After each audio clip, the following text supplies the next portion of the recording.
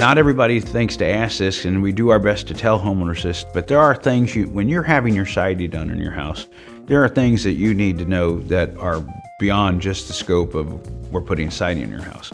And one of those things is we need access to power on the outside of your home.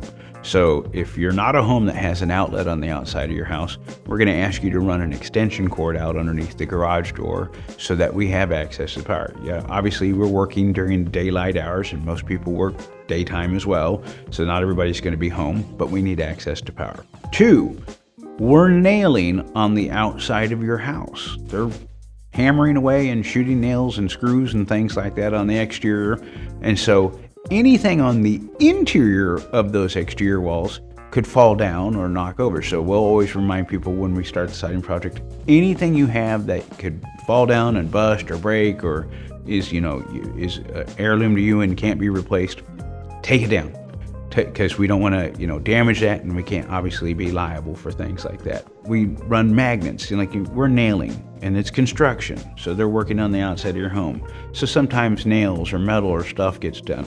We run a magnet across your yard every day to do our best to pick up scraps and all that.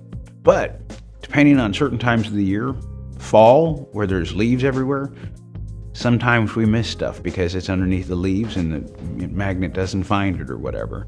So again, we do our best to police our area, but if you have young children, don't just send them out barefoot or whatever out there. Let's practice a little, caution there. Electricity, depending if you're doing a hardy siding, we have to take your old siding off sometimes. Well, you have a box on the back of your house. That's your electrical box.